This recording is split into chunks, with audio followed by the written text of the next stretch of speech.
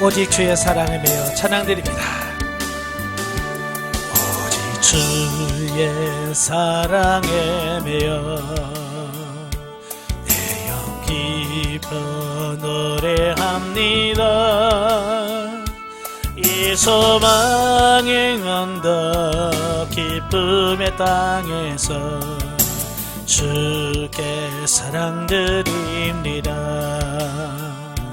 오직 주의 임재 안에 갇혀 내 영 기뻐 찬양합니다. 이 소명의 언덕 거룩한 땅에서 주께 경배드립니다.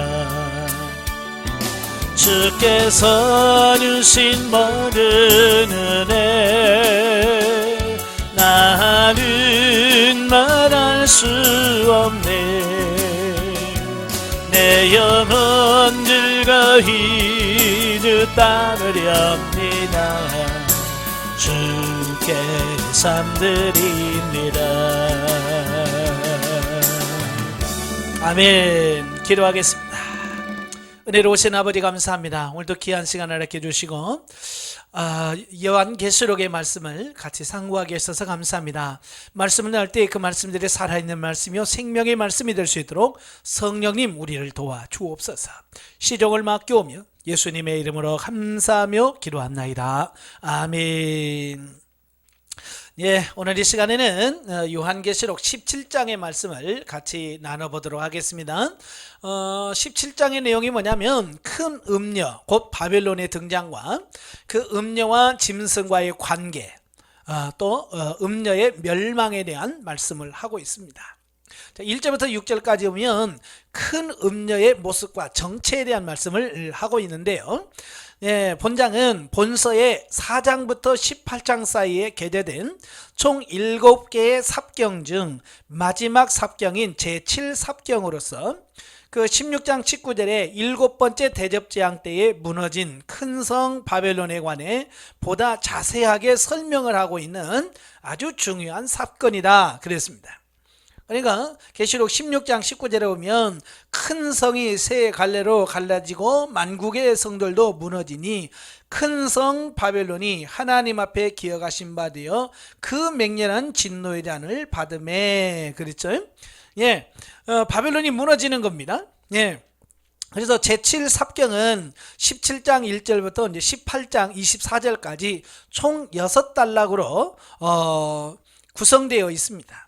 그 중에서 1절부터 6절은 첫 단락으로서 음녀의 모양과 특성을 상징적으로 묘사해주고 있다라고 하는 겁니다. 예, 그래서 음녀라고 하는 말이 나오는데요. 음녀는 그 13장 1절에 보면 바다에서 나온 짐승과 땅에서 나온 짐승이 있죠. 예, 바다에서 나온 짐승, 곧 적그리스도를 의미하고 있습니다. 근데 그 모습이 어떠냐? 예, 여기서 말하는 음녀는 뭐냐? 이 음녀라고 하는 말은 헬라어로 포르네라는 말이에요. 뭐 우리도 지금도 음란물 말할 때 포르노라고 그러잖아요. 바로 헬라어에서 비롯된 말이에요.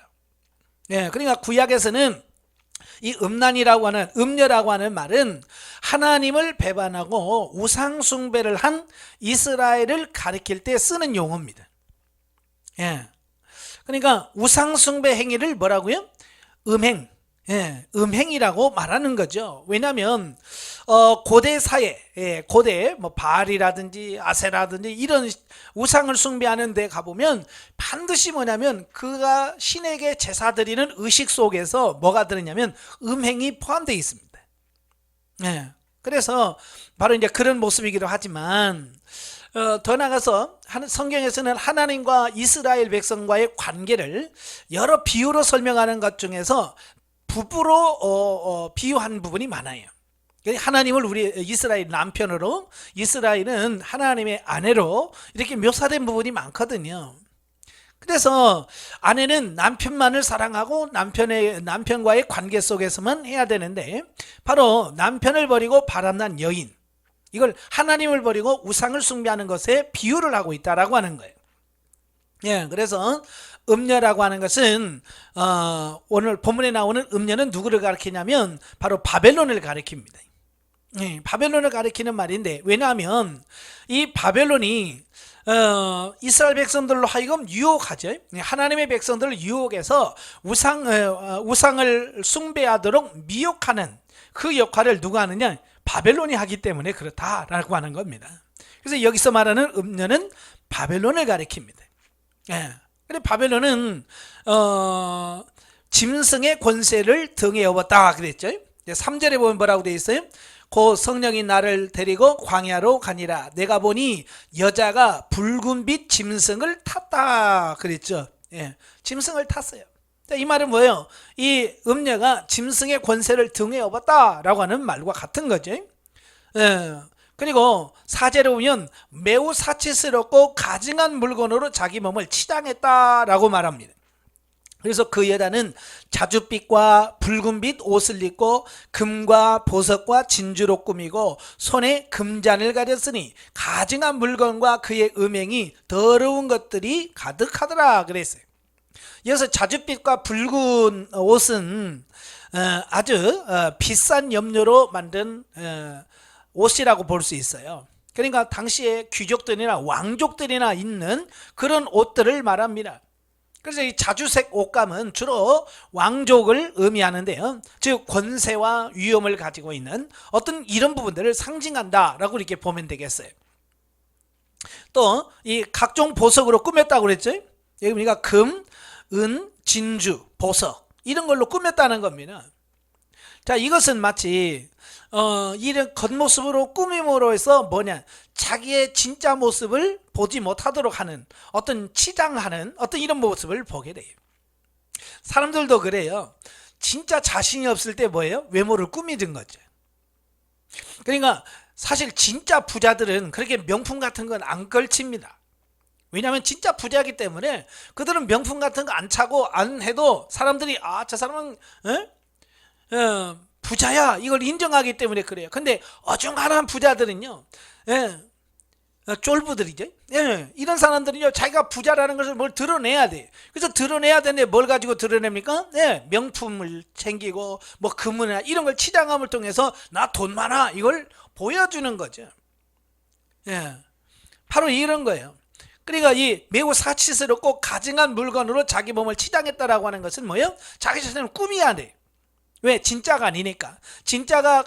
가짜가 진짜 노릇 하려고 하니까 그걸 흉내를 내야 되는데 하나님처럼 될 수는 없고, 그래서 이런 값진 것으로 꾸밈으로 통해서 사람들에게 잘 보이려고 하는 어떤 이런 모습들을 보게 되죠. 그들은 마치 그것이 자기의 힘 뭐라고 이렇게 생각할 수 있는 거죠. 가끔 보면 잘못해서 법원에 재판받으러 가는 사람들 보면 검찰에 끌려가거나 뭐 이런 사람들 있잖아요. 조사받으러 갈 때 보면 명품백, 뭐 명품 시계 뭐 이런 걸 차고 가잖아요. 그죠? 그러면 방송에서 많은 분들이 그러잖아요. 아이고 누구는 그 검찰에 출석하면서 뭐 몇백만 원짜리 백을 들었더라. 뭐 이런 걸 하잖아요. 그들은 뭐요? 그런 외적인 것을 통해서 자기가 가진 것을 자랑함을 통해서 자기가 만만치 않다라고 하는 것을 어떻게 보여주려고 하는 어떤 외적인 그런 부분을 가지고 있는 거죠. 마찬가지로 이 짐승을 타고 있는 여자의 모습이 뭐냐면 매우 사치스럽고 가증한 물건으로 자기 몸을 치장함을 통해서 자기를 꾸미는 어떤 이런 부분을 보게 됩니다. 그리고 그 이마에는 큰 바벨론 곧 모든 음녀와 가증한 것들의 어미라고 기록되어 있더라는 겁니다. 5절에 보면 그 이마에 이름이 기록되었으니 비밀이라 큰 바벨론이라 땅의 음녀들과 가증한 것들의 어미라 하였더라. 그 음녀의 그 머리에 띠를 띄었는데 그 띠에 이름이 새겨졌다는 겁니다. 이것은 당시 그 로마에 많은 창녀들이 있었는데요. 이 창녀들이 다 자기 머리에다가 띠로 자기 이름을 쓴 띠를 띄었다고 그래요. 그러니까 이제 그런 것을 보면 다른 사람들이 다 이해가 돼. 아, 그렇구나. 그 이해가 되는 어떤 이런 부분이라고 볼 수 있죠. 그죠? 우리는 정말 신실한 사람은 하나님의 인을 맡지. 그래 하나님의 인말이냐 14만 4천 명이 나오고 7장에 또 짐승의 표를 받은 사람, 짐승 666의 표를 받은 사람이 있어요. 바로 이제 그것을 흉내낸 어떤 이런 모습이라고 볼 수 있겠죠. 자, 그리고 그러한 음녀는 세상의 집권자들과 음행하며, 그러니까 이 바벨론은 세상 집권자들과 음행하며, 집권자라는 것은 권세를 갖고 힘 있는 사람들, 권세를 가진 사람들과 음행한단 말이에요. 그 다음에 세상 백성들로 하여금 음행하게 하고, 또 하나님의 백성을 죽이는 특성을 가지고 있다. 그러니까 음녀는 세 가지 일을 해요. 첫째가 뭐라고요? 세상의 집권자들을 자기 편으로 만들고, 또 세상 백성들로 하여금 자기를 따르게 하고, 세 번째로는 하나님의 백성을 죽인단 말이에요. 6절에 보면 또 내가 보면 이 여자가 성도들의 피와 예수의 증인들의 피에 취한지라 그랬죠. 이 피에 취했다는 것은 순교, 죽이는 걸 말하잖아요. 곧 음녀는 세상 모든 사람들로 하여금 우상을 숭배하게 하고 악을 행하게 하고 음란하게 할 뿐만 아니라 그들을 따르지 않고 하나님을 섬기며 의를 행하는 이들을 죽이는 특성을 가지고 있다. 그래서 이 바벨론은 죄를 짓게 만들고 타락하게 만드는 것뿐만 아니라 신실한 하나님의 성도들을 미혹해서 하나님을 떠나게 하고, 그렇게 하는 일이 바로 음녀가 하는 역할이다라고 이렇게 볼 수 있겠죠. 자, 본문에서 우리에게 중대한 한 사실 하나를 가르쳐주고 있는데요, 그것은 마지막 7째 대접재앙에 의해 멸망할 바벨론은 그 멸망의 순간까지 이 땅에 사는 모든 인간들에게 음행과 우상숭배를 하도록 강요하고 억압한다는 사실이에요. 그러니까 마지막 하나님의 심판을 통해서 무너질 때까지 하나님을 배반하고 사람들을 유혹해서 하나님을 떠나게 만든다는 거예요. 이건 죄악의 끈질긴 모습을 비유하고 있습니다. 우리 그냥 흔히 이제 물귀신 작전이라고 하잖아요. 물귀신은 이미 죽은 귀신이 산 사람을 끌어들여서 죽게 만드는 이런 부분을 물귀신 작전이라고 그래요. 그러니까 이 음녀나 이 바벨론이라든지 이런 사단들은 이미 하나님의 징계와 심판으로 영원히 멸망받은 자들이에요. 그죠? 그랬으면 다른 사람들은 구원받기를 원해야 되잖아요. 그죠? 나는 지옥에 가더라도 너희는 구원을 받아라 이래야 되는데 이들은 그렇지 않아요. 나만 지옥 가서 영원히 심판받기 싫다는 거예요. 그래서 어떻게 하는지 사람들을 미혹해서 자기 편으로 끌어서 같이 죽게 만드는 어떤 그런 작전을 피는 거죠. 그래서 우리는 바로 이런 전술에 넘어가면 안 됩니다. 그리하여 그 억압에 이기지 못하는 자는 범죄함으로 멸망에 이르게 합니다. 아까도 말한 것처럼 이 신실한 하나님을 섬기는 자들을 죽이는 데까지 가요. 그러니까 그걸 견디지 못하는 자는 그게 넘어가요. 하나님을 배반하고 짐승의 표를 받게 되고, 그래서 망하게 되는 어떤 이런 부분을 보게 되죠. 뿐만 아니라 저항하는 자, 저항하는 자는 핍박과 죽임으로 괴롭히는데, 이러한 큰 성 바벨론은 인간의 조직 사회를 시작하면서부터 마지막 때까지 계속해서 존재한다는 겁니다. 그러니까 이 음녀는 세상 시작할 때부터 시작해서 역사 이래로 존재하지 않은 때가 없었습니다. 지금도 존재하고 있고, 지금도 수많은 하나님의 신실한 자들을 미혹하고 그 영혼을 지금 사냥하고 있는 이런 모습을 보게 됩니다.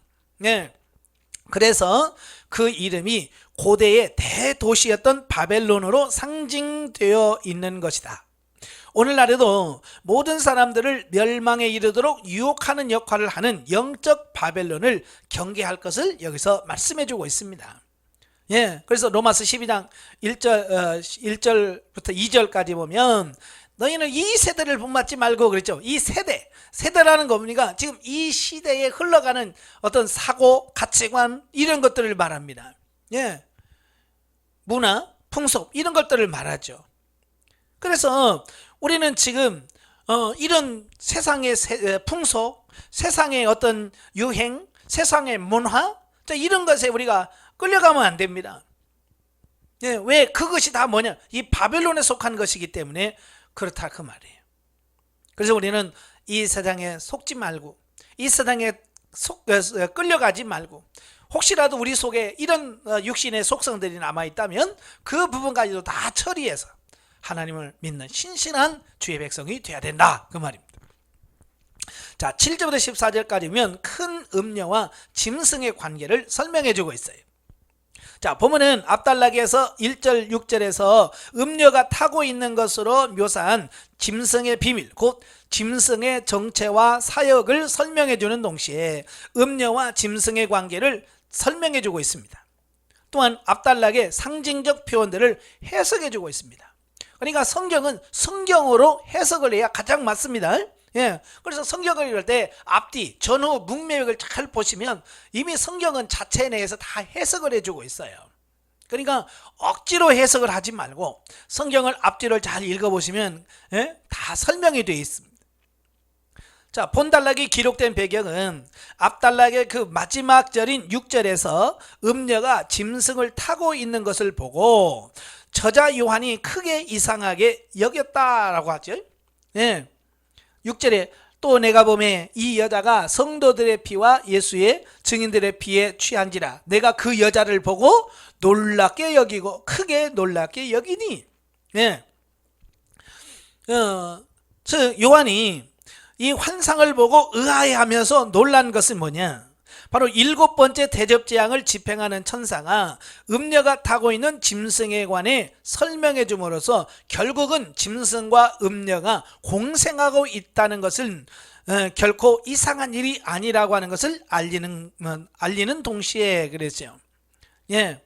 그러니까 이 적그리스도 짐승과 이 세상 문화, 이 바벨론이라고 하는 이 부분은 뭐예요? 한편이에요.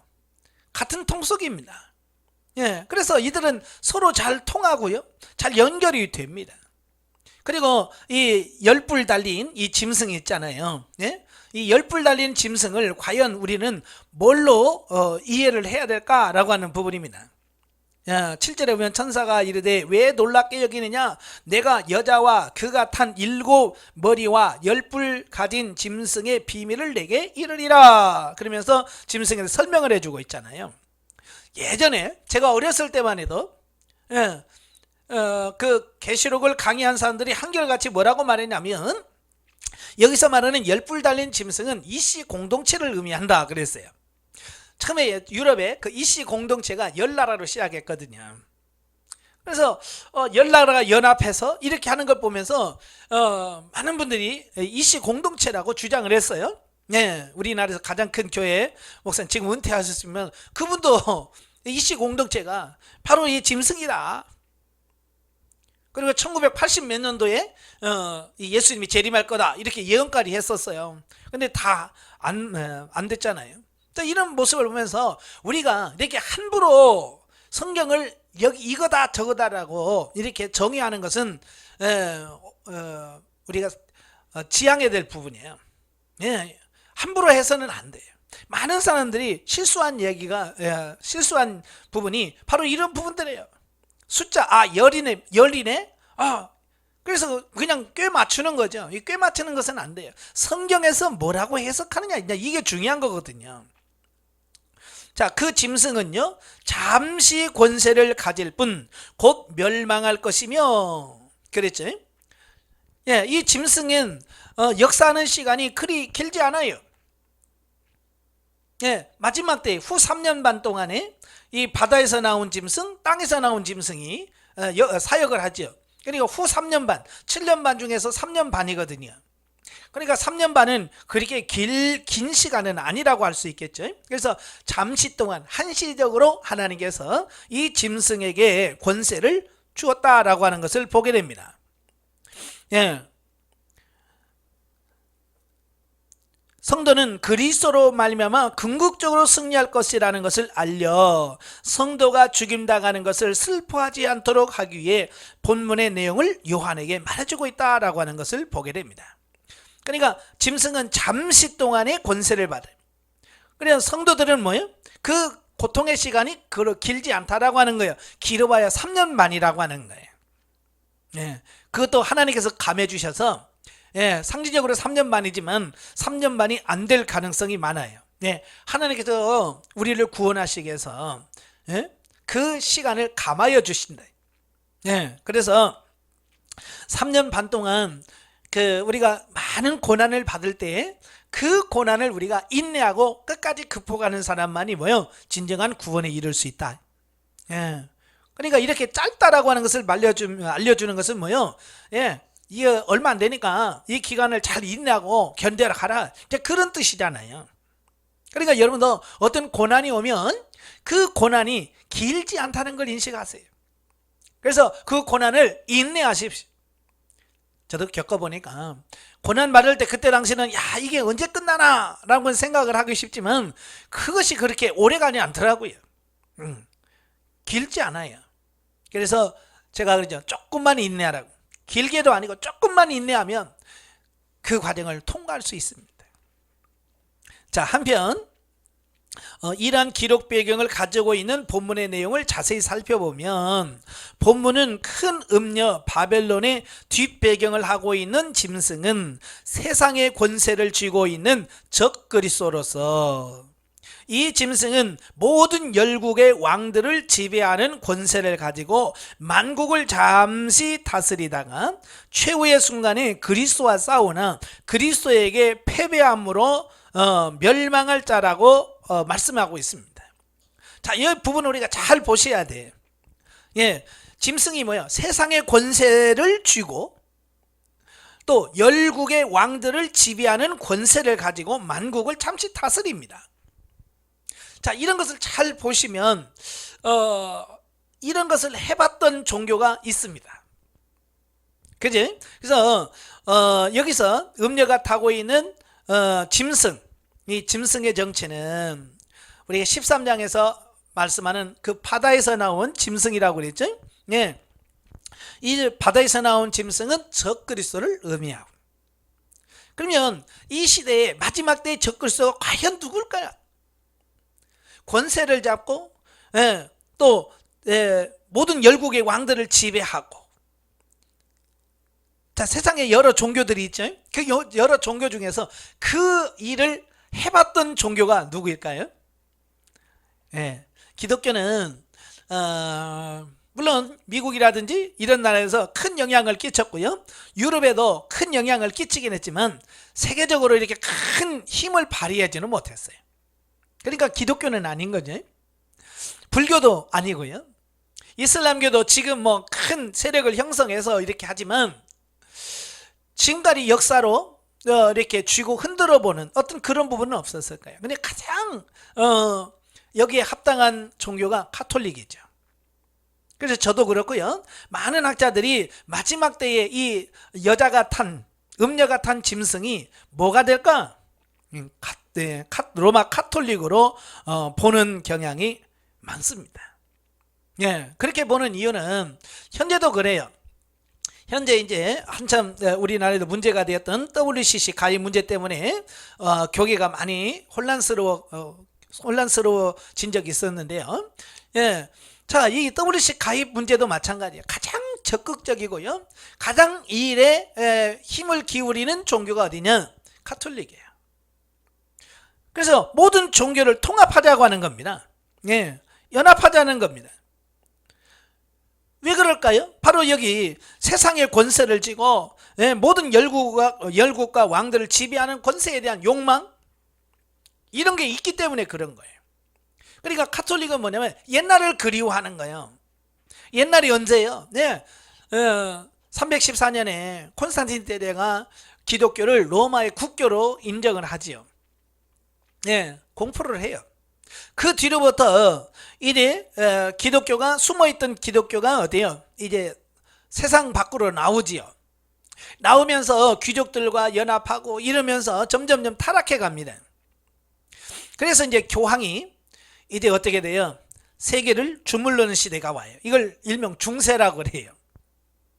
그래서 중세 때는 이 로마의 그 카톨릭의 교황이 나라의 임금도 지명하고서 세우고, 하여간 중세의 모든 나라와 모든 것을 다 쥐고 흔들었던 시대가 있었어요. 가톨릭이. 바로 이제 그래서 군사, 정치, 경제 이 모든 걸 다 쥐고 있었어요. 그래서 우리가 잘 아는 십자군 전쟁도 바로 이제 그런 부분에서 이루어지는 거잖아요. 예? 힘 있죠, 돈 있죠. 그러니까 전쟁도 마음껏 할 수 있는 어떤 이런 부분까지 된 거예요. 자, 이런 부분들을 그러니까 가톨릭은 중세 1000년 동안에 이런 군사적인, 정치적인, 경제적인 모든 부분을 다 쥐어본 경험이 있습니다.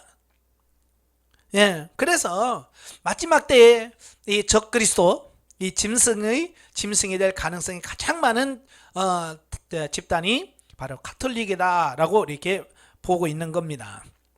예, 그래서 점점점 이제 그 세력이 커지고 있죠.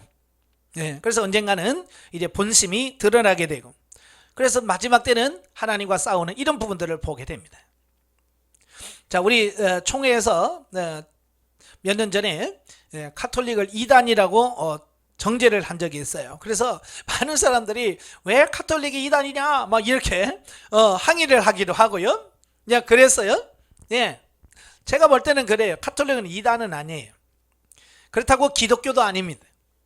이걸 잘 기억하셔야 돼요.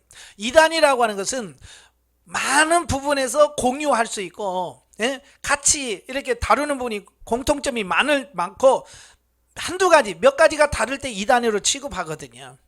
근데 가톨릭은요, 이래 종교개혁을 해서 한 500년 동안 지난 시기에서 보면 기독교의 가르침과 천주교의 가톨릭에서 가르치는 부분에서 많이 달라요. 이제는 조금 다른 게 아니라 많이 달라요. 그래서 어찌 보면 기독교는 가톨릭은 기독교가 아닌 다른 종교다라고 보는 것이 더 옳다고 봐요. 자, 넘어갑니다. 자, 넘겨서 자, 그리고 음녀 바벨론이 본문의 내용과 같이 사단의 하수인인 짐승의 권세를 얻고 있다는 내용은 소위 말세에 세상 문명을 주도할 대도시 바벨론은 결국 세상 권력을 장악한 적그리스도의 비호와 지원 아래에서 우상 숭배와 음행을 조장할 것이라는 사실을 우리에게 알려주고 있습니다. 예. 그래서 말세가 되면 모든 악의 세력들이 총결집합니다. 예. 그래서 진리에서 벗어나요. 그러니까 가톨릭을 보면 하나님만 섬기는 게 아니잖아요. 그 성모 마리아부터 시작을 해서 많은 성인들로부터 이제는 각종 나라의 제사 제도, 또 각각 종교들의 어떤 이런 부분까지도 인정합니다. 예. 그러니까 믿음이 없는 진리를 모르는 사람들은 야, 가톨릭이야 통이 크다, 넓다, 모든 사람은 다 수용한다, 이렇게 지금 인식을 심어주고 있습니다. 이건 무서운 거예요. 성경에서 그렇게 그걸 진리라고 말하고 있지 않아요. 진리는 오직 성경이 진리거든요. 성경에서 벗어나면 우리는 우리는 어떻게 해야 돼요? 예, 배격해야죠. 그래서 가톨릭은 점점 사람들의 마음을 얻기 위해서 진리를 포기해버리는 겁니다. 하나님만 섬기는 것도 포기해버리고요. 오직 우상을 섬기지 말라고 하는 또 포기해버리고요. 점점 성경에서 빗나가 버리는 거지. 그래서 어떤 분들은 뭐죠? 가톨릭과 기독교를 연합하자는 그런 말까지 하는데요. 연합할 수가 없습니다. 할 수가 없어요. 왜? 이제 너무 멀리 왔어요. 진리에서 너무 벗어났기 때문에 그런 거죠. 그러므로 우리는 이러한 정체를 가지고 세상 문명의 반기독교화, 일명 세속화죠. 세속화를 조장하는 음녀 바벨론이 누구인지를 신령한 눈으로 판별하여 그것이 퍼뜨리는 악에서 벗어나야 할 것이며, 또한 우리 사회가 이러한 영향력 하에 놓이지 않도록 사회적 노력을 게을리하지 말아야 할 것이다 라고 하는 겁니다. 그래서 세상의 그 음녀, 그 바벨론은 끊임없이 반기독교적 문화를 만들어내고 있습니다. 네. 현재도 마찬가지예요. 현재 지금 우리가 부딪히는 많은 문제 중에서 동성애 문제가 있잖아요. 예, 이 동성애 문제, 성경에서 분명히 이건 죄라고 말씀하고 있고 우리가 해서는 안 될 어떤 그런 부분을 말씀하고 있습니다. 그러나 이제 뭐요? 인권이라고 하는 미명하에서 서로 차별하면 안 된다. 아주 그럴싸한 이론 속에서 이걸 합법화 시키려고 하는 시도를 하고 있는 것이 오늘날의 현실이거든요. 예. 자, 이건 뭐예요? 우리 세속화하는 거예요. 진리의 법에서 떠나는 겁니다. 그러니까 왜 그들이 그런 주장을 하는지 이걸 정확하게 의도를 파악해야 되는데, 이걸 파악하지 못한 사람들은요, 밖으로 드러난 부분 차별하지 말자, 아 좋은 거 아니냐, 그지? 차별하지 말자, 그것만 보고 너 이거 너무 좋은 거다 이렇게 받아들이는데요, 왜 그들이 차별금지법을 만들려고 하는지, 그건 뭐예요? 예, 기독교를 말살하고 성경에서 말하는 진리를 벗어나서 우리로 하여금 타락하게 하고 범죄하게 하고 하나님을 떠나도록 하려고 하는 그들의 속셈이 그 속에 들어있는 겁니다. 그래서 우리가 반대하는 거잖아요. 그런데 그걸 깨달지 못하고 그걸 보지 못하는 사람들은 어때요? 예, 그 동성애 퀴어 그 운동에 참여하고 거기 가서 축복기도 해주고, 예? 심지어는 동성애가 성경적이다 이러면서 엉뚱한 소리 해대고 있는 사람이 있더라고 말이에요. 분별력 있는 사람은 또 거기 가서 이 목사님이 신령하다 또 그런단 말이에요. 이게 분별력이 없으면 그런다고 말이에요. 우리가 이런 부분에 속아 넘어가지 않도록 정신 차리고 깨어 있어야 돼요. 그리고 이 사회를 위해서 우리가 기도하셔야 돼요.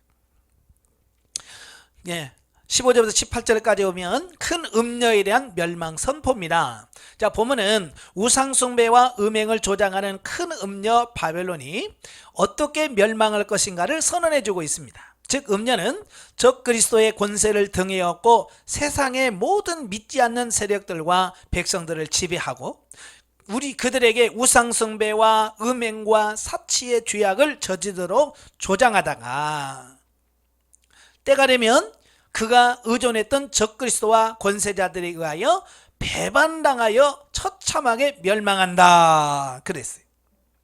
예, 그래서 16절에 보면 내가 본 바 이 열불과 짐승은 음녀를 미워하여 망하게 하고 벌거벗게 하고 그의 살을 먹고 불로 아주 사르리라. 왜 그럴까요? 예, 더 이상 이제 이용 가치가 없는 거죠. 예, 이용 가치가 있을 때는 그를 씁니다. 그러나 이용 가치가 없어지면 다 과감하게 그걸 없애버립니다. 한편 본문은 악의 세력에 의해 음녀가 멸망당할 것이 당하는 것이 우연한 역사의 결과가 아니라 그것은 전적으로 만유의 주권자시요 섭리자신 하나님의 섭리의 결과임을 보여주고 있습니다. 그러니까 하나님께서는 이제 마지막 때에 다 그렇게 될 거라고 이미 성경에서 말씀하셨고요, 그 말씀하신 대로 그렇게 되어진다라고 하는 것을 보고 있는 겁니다. 그러니까 이 세상 만사가 다 하나님의 말씀 진리로 이어지니까 우리가 성경 말씀을 잘 보시고 그 성경 말씀에서 벗어나는 삶을 살면 안 돼요. 성경 말씀을 가까이 하고 말씀대로 사는 우리가 되어야 될 줄로 믿습니다. 그래서 영성은 뭐예요? 예, 예수 닮아가자는 거고요, 성경대로 성경에서 말씀한 대로 살자는 겁니다. 그 삶이 저와 여러분의 삶 속에서 이루어져야 될 줄로 믿습니다. 자, 영적 이해 보죠. 자, 14절의 말씀에서 14절을 보면 그들이 어린 양과 더불어 싸우려니와 어린 양은 만주의 주시오 만왕의 왕이시므로 그들을 이기실 터이요 또 그와 함께 있는 자들 곧 부르심을 받고 택하심을 받은 진실한 자들도 이기리로다. 예, 예수 그리스도를 믿고요 신실한 믿음을 가진 사람들은요 그 어떤 핍박과 모든 부분에서 이길 수 있다, 이걸 말씀해 주고 있습니다. 자, 우리가 이 땅에서 진리 안에 진실하고 주의 말씀의 법대로 사는 사람은 어떤 환경에서도 자기를 이기고 죄를 이기고 환경과 마귀를 이길 수 있음을 영적으로 이해할 수 있다. 예, 아주 중요한 말씀입니다. 예, 저와 여러분이 영성적으로 형성이 돼서 영이 성장하고 성숙해지면 모든 것을 다스리고 이길 수 있는 그 힘이 우리에게 생기더라라고 하는 사실입니다. 여러분도 이제 신분 상담을 하시잖아요. 하나님 나라의 자녀, 왕, 성전, 제사장, 신부가 몇 %인가 그 상담을 거의 다 마무리했잖아요. 그 부분도. 네. 자, 거기서 중요한 신분이 하나가 뭐냐, 왕의 신분이거든요. 왕의 신분은 모든 것을 다스리고 통치하는, 자, 그런 신분인데요. 바로 뭘 통치하고 뭘 다스리느냐? 예, 자기를 다스리고 죄를 다스리고 환경과 마귀를 다스리는 신분이 왕의 신분이에요. 그래서 신분 상담하면서 초기에는 잘 안 돼요. 그러나 이 왕의 신분도 한 40%, 50% 넘어가면 그때부터 자기를 다스리게 돼요. 혈기도 다스리게 되고, 예? 자기 죄도 다스리게 되고, 감정도 다스리게 되고, 예? 모든 것을 다스리게 된단 말이에요. 그래서 저와 여러분들이 속히 성장 성숙해지고 또 그 신분에 걸맞는 삶이 나오도록 항상 깨어서 충전하셔야 돼요. 왕의 신분이 한 번 됐다고 해서 계속해서 승리하는 건 아니더라고요. 예, 우리가 하나님께 기도하면서 영적으로 충만해지면 마귀도 이길 수 있고요, 내 자신도 이겨요. 근데 기도하지 않고 충만하지 않으면요, 자기한테 자기 감정에 혈기도 찌고 미워하는 감정에 져서 바닥에 길 때가 많거든요. 그러니까 성경에서 뭐라고, 늘 깨어 있어라. 내 상태가 어떤지, 내가 영적인 상태가 어떤 건지 우리 늘 깨어서 자기 자신을 보고, 예? 점검해서 우리 자신이 넘어지지 않도록 우리 자신을 지키는 것이 무엇보다도 중요하다라고 하는 것을 기억하시기를 바랍니다. 예, 그래서 신분에 대해서 늘 기도하셔야 돼요. 그 신분이 잘 유지되어지고 신분대로 살 때 우리가 넉넉히 이길 수 있는 그런 삶이 되어집니다. 자, 마지막으로 성경 계시 발전사적 이해를 보겠습니다. 자, 오늘은 5절에 보면 이마에 이름이 기록되었으니 비밀이라 큰 바벨론이라. 그래서 바벨론이란 말이 나와요. 그래서 오늘 이제 바벨론이라는 부분 한번 살펴보겠는데요. 성경에 바벨론이라는 말이 301번 나옵니다. 예. 301번, 성경에서 301번 나온다는 것은 엄청나게 많은 언급이죠. 이렇게 많이 등장한다라고 하는 것은 그만큼 바벨론은 중요하다. 그죠? 바벨론은 아주 중요하다. 이걸 우리들에게 말씀해주고 있습니다. 그래서 우리 국어사전에 보니까 바벨론 찾아보니까 뭐라고 되어 있냐면 BC 586년 남유다를 파괴하고 백성들을 포로로 잡아간 이방 국가라고 국어사전에 나와 있어요. 자, 히브리서는 바벨, 예, 히브리어로는 바벨이라고 그러고요, 헬라어로는 바블론이라고 합니다. 자, 그 뜻이 뭐냐? 신들의 문, 예, 신들의 문이라는 뜻이에요. 바벨론은 신들의 문이라는 뜻인데요. 자, 원래 니무롯이 나오죠? 예, 창세기 10장에 보면 니무롯이 나와요. 예, 그래서 이 니무롯은 아주 유명한 사냥꾼이죠. 유명한 용사면서 사냥꾼이에요. 그 니무롯이 주장을 해서 신할 땅에다가 성읍을 세웁니다. 근데 우리가 잘 아는 그 바벨탑이라고 하잖아요. 예? 신할의 넓은 터에다가 벽돌을 구워서 큰 탑을 쌓습니다. 지금도 이라크 남부에 있는 옛 바벨로니아의 수도의 이름이면서 예, 그 바벨론이라고 하는 나라 국명입니다. 이제 성경에 보면 이제 바벨론 하면 예, 국명, 나라의 이름으로 우리가 보통 생각을 할 수 있는데요. 사실 이거 바벨이라고 하는 말은 어원은 혼잡케 하다, 또 혼란케 하다는 말이잖아요. 우리가 이제 잘 아는 것처럼 창세기 11장에 보면 노아 홍수 시대 이후에 바벨탑 사건이 나옵니다. 그러니까 노아 홍수 후에 하나님께서 노아에게 내가 다시는 물로 너희를 심판하지 않겠다라고 무지개를 통해서 언약을 세우시죠. 그리고 그 노아의 세 아들을 통해서 이제 민족이 형성되어지고 많은 숫자를 늘어나게 합니다. 자, 그런데 이 숫자가 늘어나면서 그들이 한 가지 고민을 해요. 하나님의 말씀을 거역합니다. 그게 뭐냐면 하나님은 뭐요? 온 천하를 정복하고 다스려라, 흩어져라 그랬거든요. 근데 그들이 뭐요? 흩어짐을 면하자 그래요. 그리고 하나님의 영광을 드러낼 그들이 뭐요? 우리의 영광과 우리의 이름을 내자. 하나님과는 정반대된 삶을 위해서 그들이 탑을 쌓기 시작해요. 그게 바벨탑인 거죠. 그래서 하나님께서 그 바벨탑 쌓는 것을 보시고 그걸 막아야 되겠다 해서 그들의 언어를 혼잡케 하셨죠. 그래서 그들의 말을 언어를 혼잡케 하셨다. 그래서 바벨이다. 예. 그런 이름을 붙여줬죠.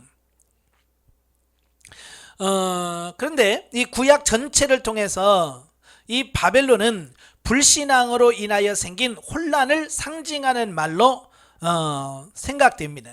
그러니까 지명, 나라의 이름뿐만 아니라 이제는 영적인 의미로 불신앙, 또 하나님을 대적하는, 우상숭배하는 어떤 이런 부분들을 지칭하는 말로 표현되어지는 것이 바벨론이다 라고 이렇게 보면 되겠어요. 자, 성경을 쭉 보면 성경에 301번 나온다고 그랬죠? 예, 엄청나게 많이 나와요. 최초에 나온 것이 창세기 11장 1절부터 9절입니다. 예, 11장이 빠졌네요. 예, 창세기 11장 1절부터 9절입니다. 예, 거기 보면 온 땅의 언어가 하나요, 말이 하나였더라.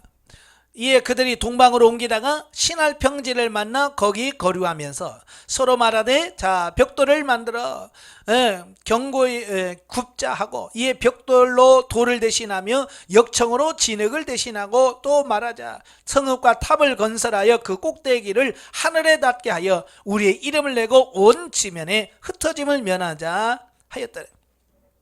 그래서 지금도 그 고각 그 탐구를 보면 지구라트라고 그랬죠. 이렇게 계단식으로 탑을 쌓는 걸 말합니다. 그래서 이들은 얼마나 하늘까지 닿도록 하자.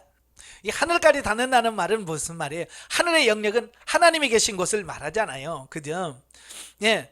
하나님은 믿음으로 하나님의 나라를 가기를 원했는데, 그들은 믿음이 아니고 예수 그리스도와 하나님을 통하지 않고 자기 자신의 힘으로 하나님의 나라는 천국에 가겠다라고 하는 어떤 그런 욕망이 여기서 보여지는 부분을 보게 됩니다. 예. 그러니까 하나님에 대하여 대적하는 어떤 이런 모습을 보죠. 그래서 기원이 노아 홍수 후에 쌓은 바벨탑에서 출발한다 그럽니다. 그러니까 이 바벨론이라고 하는 바벨의 문화는 처음부터 출발할 때부터 심상치 않아요. 그죠? 하나님을 말씀에 불순종하고 정면으로 하나님을 대적하고, 또 하나님을 불신이라는 거 뭡니까? 또 하나님이 물로 심판하면 어떡하지? 하나님 믿지 못하는 거죠. 내가 다시는 물로 심판하지 않겠다라고 말씀했는데도 불구하고 그 하나님을 못 믿는 겁니다. 그러니까 하늘에 닿는 대를 쌓아서 나중에 하나님 물로 또 심판할 때 어때요?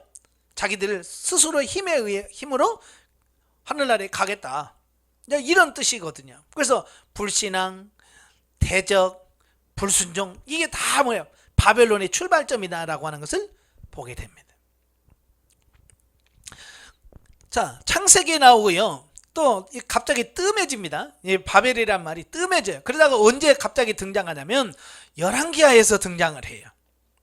열왕기하 17장 24절부터 33절까지 보면, 특별히 이제 24절에 보면, 아수르 왕이 바벨론과 구다와 아하와 하맛과 스왈와임에서 사람을 옮겨다가 이스라엘 자손을 대신하여 사마리아 여러 성읍에 두매.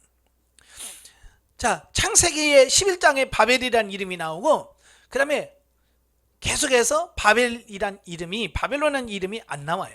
그러다가 느닷없이 북이스라엘이 멸망하고 아수르 왕이 바벨론 사람들을 끌어다가 사마리아와 이스라엘 지형에 두어서 살게 했다, 그 말씀을 하게 되는 거죠. 어쩌면 역사에 재등장하는 어떤 이런 부분이라고 이렇게 보게 됩니다.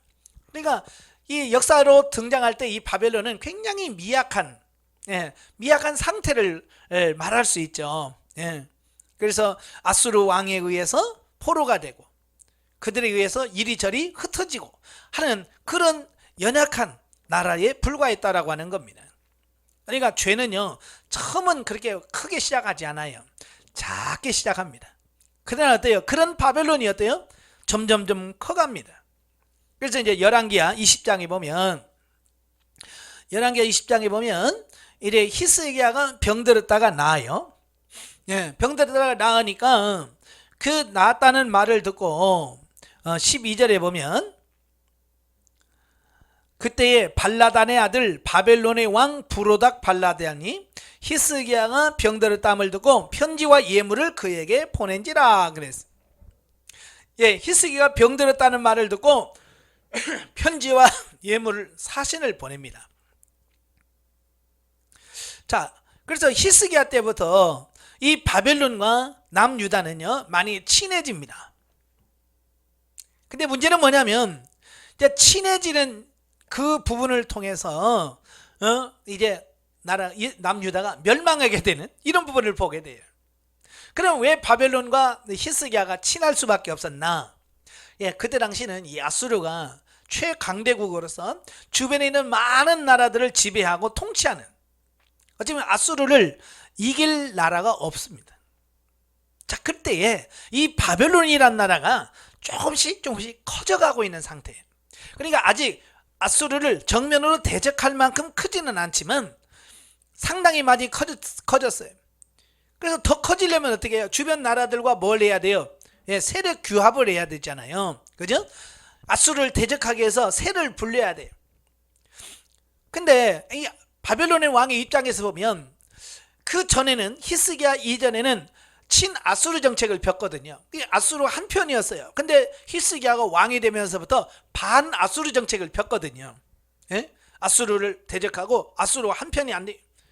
대적한단 말이에요. 그러니까 바벨론의 입장에서는 야, 그러면 우리하고 힘 합쳐. 그래서 우리 힘을 합쳐서 아수르를 견제하자. 이렇게 되어지는 거죠. 그래서 정치적인 어떤 이유 때문에 바벨론 왕이, 히스기야 왕이 병들었다는 말을 듣고 편지와 예물을 보내는 어떤 이런 부분들을 보게 됩니다. 예, 그런데 히스기야가 이제 그 보답을 해야 될 거 아니에요, 바벨론 왕에게. 그래서 궁중에 있는 모든 것을 다 보여줬잖아요. 그러니까 이사야 선지자가 뭘 보여줬나요? 안 보여준 게 없다. 다 보여줬다. 그러니까 이사야 선지자가 뭐래요? 당신이 보여준 이 모든 것이 다 바벨론으로 가져갈 겁니다. 그래서 남유다의 멸망에 대한 부분을 말씀해 주고 있습니다. 그러니까 바벨론과 친했던 유다는 어때요? 망하게 되는 어떤 이런 부분들을 말씀해 주고 있습니다. 그러니까 히스기야는 누구예요? 신실한 왕이잖아요. 그죠? 이 유다의 역대 왕 중에서 다윗, 그 다음에 신실하고 하나님 앞에 바로 서려고 노력했던 왕이 히스기야입니다. 그러나 그가 바벨론과 친해짐으로 말미암아 뭐예요? 멸망이 선포됐다는 겁니다. 이건 굉장히 중요한 말씀이에요. 예, 그 예언이, 이사야 예언이 그대로 성취된 게 역대하 36장입니다. 36장 11절부터 보면 남유다의 마지막 왕이 누구예요? 시드기야죠. 예, 시드기야가 586년 느부갓네살 왕에 의해서 철저하게 그 성이 다 망하고 다 침멸하고 유다에 남아있던 모든 보물들이 어때요? 18절에 다 바벨론으로 옮겨가서 그 이사야 선지자가 했던 그 예언이 그대로 성취되어지는 이런 부분들을 보게 됩니다. 그러면서 예레미야 선지자가 뭐라고 그랬어요? 70년이 되면 다시 돌아오겠다라고 말씀을 하죠. 그래서 에스라 1장에 보면 1절에서 4절에 보면 고레스 왕이 이 바벨론이란 나라를 멸망시키고 메대와 파사 연합국을 형성하죠. 예. 그래서 바벨론을 이기고 나서 BC 537년 8년에 칙령을 내립니다. 이스라엘 백성들은 본국으로 돌아가서 성전을 짓고 하나님께 예배를 드려라 라고 하는 칙령을 내려요. 그래서 그 칙령에 의해서 537년에 스룹바벨과 에스라와 함께 1차 포로 귀환이 되죠. 자, 그래서 다시 돌아오게 하겠다는 그 하나님의 말씀이 그대로 성취되어지는 것을 보게 돼요. 그래서 이 다니엘에 대한 부분을 가장 많이 잘 보여주는 부분이 다니엘서지요. 네, 다니엘서 보면 실제로 다니엘은 바벨론에서 총리까지 했고요. 우여곡절을 참 많이 겪은 사람이 다니엘입니다. 그러니까 바벨론에 대해서 누구보다도 잘 알고 있는 사람이 누구냐? 다니엘이죠.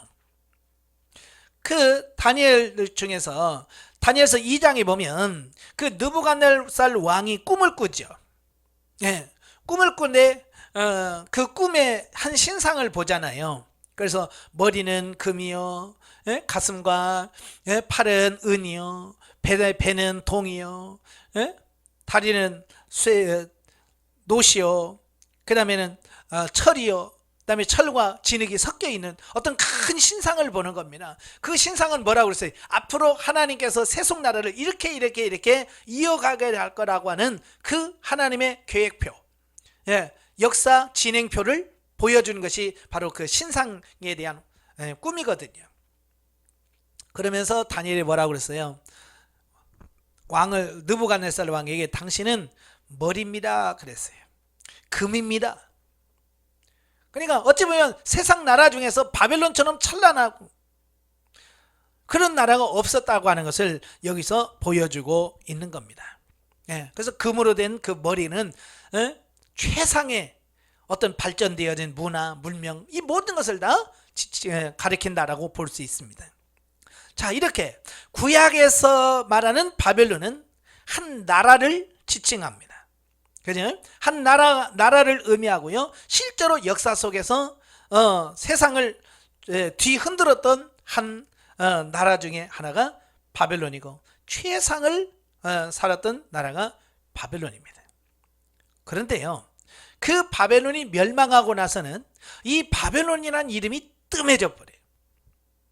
거의 성경에 나타나지 않습니다. 그러다가 갑자기 신약시대에 베드로전서 5장에 나타나요.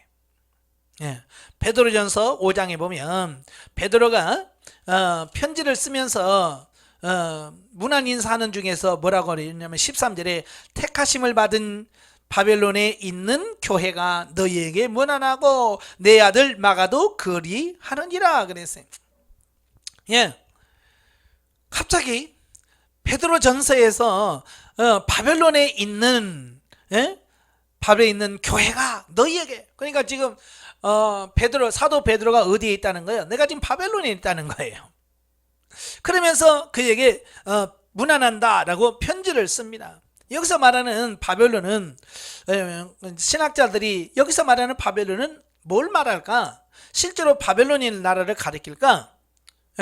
그래서 많은 분들은 그래요. 여긴 아마 로마를 바벨론이라고 지칭했을 거다. 왜? 베드로는 이 바벨론의 의미가 뭔지를 알았거든요. 타락하고 우상숭배와 모든 죄, 하나님을 대적하는 모든 세력들을 바벨론이라고 하는 어떤 그런 상징적인 언어를, 상징적 의미를 아마 베드로는 알고 있었기 때문에 로마에 있으면서 내가 로마에 있다라고 말하지 않고 내가 바벨에 있다라고, 바벨론에 있다라고 표현했을 것이다 라고 주장을 하는 분도 있고요. 실제로 메소포타미아에 있는 바벨론에 베드로가 가 있었을 것이고 거기서 편지를 썼다라고 주장하는 이 설이 있습니다.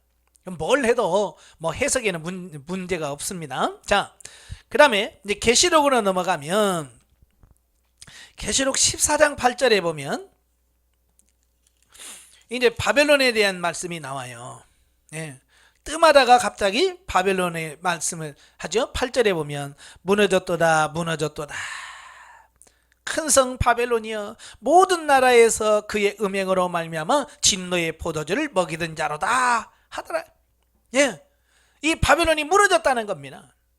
모든 나라들로 하여금 뭐예요? 진노의 포도주. 진노의 포도주는 하나님의 진노의 심판을 받게 하는, 우상숭배하고 범죄하게 하고 타락하게 하고 하나님을 멀어지게 하고 불신하게 하고 불순종하게 하는 그 세력이 무너졌다는 겁니다. 그래요. 14장 8절 또 16장 19절에 보면 큰 성이 세 갈래로 갈라지고 만국의 성들이 무너지니 큰 성 바벨론이 하나님 앞에 기억한 바 돼요. 무너졌다는 거예요. 이 악의 세력은요 반드시 무너지는 날이 온다, 이걸 말씀해 주고 있습니다. 그 다음에 오늘 본문 17장 5절에 보면 그의 이마에 이름이 기록되었으니 비밀이라 큰 바벨론이라 땅의 음녀들과 가증한 것들의 음이라 하였더라. 또 18장 1절에서 3절에 보면 이 일 후에 다른 천사가 하늘에서 내려온 것을 보니 큰 권세를 가졌는데 그의 영광으로 땅이 환하여지더라. 힘찬 음성으로 외쳐 이르되 무너졌도다 무너졌도다 큰 성 바벨론이여 귀신의 처소와 각종 더러운 영이 모이는 곳과 각종 더럽고 가증한 새들이 모이는 곳이 되었도다. 그 음행의 진노의 포도주로 말미암아 열국이 무너졌으며 또 땅의 왕들이 그로 더불어 음행하였으며 땅의 상인들도 그 사치의 세력으로 치부하였도다 하더라. 세상을 주름잡았던 그 바벨론이 결국은 하나님의 심판과 징계로 무너져 버리는 이런 부분들을 보게 됩니다. 그러니까 이 계시록에서 말하는 바벨론은 옛날 그 느부갓네살 왕이 다졌던 그 바벨론과 같은 나라, 같은 의미가 아니죠. 신약시대는 완전히 달라요. 신약시대의 바벨론은 뭐냐면 하나님을 대적하고 불순종하고 대적하는 세력들을 바벨론이다 라고 지칭한다 라고 하는 겁니다. 그래서 영적인 의미로 하나님을 배반하는 우상제국 또 세상 나라를 바벨론이다 이렇게 지칭한다 라는 거 기억하시면 좋겠습니다. 결론이죠. 자, 바벨론은 출발부터 하나님의 뜻과 상관없이 세워진 세상 나라와 타락한 세계를 의미하였다. 그러니까 출발이 바벨탑 사건부터 출발했으니까요. 출발부터가 하나님의 뜻과는 전혀 상관없어요. 하나님의 의도와는 전혀 상관없이 인간의 자의적인 어떤 욕심과 욕망과 이런 부분에서 시작됐다 그 말이에요. 그래서 역사 속에서도 끊임없이 하나님을 대적하고 하나님의 나라를 파괴하는 역할을 하였다. 그래서 남유다를 침공하고 유다를 완전히 멸망시키는 부분이 바로 교회를 핍박하고 하나님의 신실한 자들을 핍박하는 것의 예표, 모형으로 보여주고 있습니다. 그러나 결국 하나님의 심판으로 멸망하게 되어진. 자, 여기서 세상에서 아무리 화려하고 보기 좋아도 결국은 세상적이고 육신적인 것은 멸망할 것을 보여주고 있는 겁니다. 그러니까 우리가 이렇게 멸망할 세상 나라에다가 소망을 두지 말고 영원히 존재할 하나님의 나라를 사모해야 한다는 사실을 우리에게 교훈해 주고 있습니다. 오늘도 많은 사람들이 신앙생활 하면서 세상의 그 화려함이라든지 세상에 주는 이런 부분에 너무 매력을 느껴서 하나님을 섬기는 부분에 등한히 하는 이런 부분이 많습니다. 여러분, 세상은 망합니다. 세상은 반드시 망하게 돼 있어요. 그래서 세상을 따라가면 결국 바벨론을 쫓는 자고 바벨론을 쫓는 자는 바벨론이 망할 때 같이 망하게 되는 겁니다. 이제 18장에서 이 부분에서 좀 더 자세하게 또 설명해 주고 있습니다. 그래서 나중에 바벨론을 따른 자들이 다 통곡하면서 후회하는 이런 모습들을 보게 되죠. 우리도 마지막 날에 후회하거나 울면서 통곡하는 날이 없도록 정말 깨어서 바벨론이 아닌 하나님의 나라를 사모하며 준비해가는 여러분이 되어야 될 줄로 믿습니다. 기도하겠습니다. 은혜로우신 아버지, 오늘 계시록 17장을 통해서 세상을 유혹하고 미혹하며 하나님을 대적했던 바벨론이 결국은 무너지는 귀한 말씀을 들었습니다. 우리가 이 땅에 살면서 정말로 바벨론에 속지 않게 하옵소서. 세상의 풍속과 세대의 흐름과 어떤 유행과 이 모든 부분에서 미혹되지 않게 하시고 정말로 하나님을 떠나지 않기를 원합니다. 끝까지 하나님을 믿는 그 믿음을 지키게 하시고 신앙의 순결을 지킴으로 하나님의 신부로 그리스도의 신부로 하나님 앞에 세워지는 우리가 될 수 있도록 도와주시옵소서. 예수님의 이름으로 감사하며 기도합나이다. 아멘.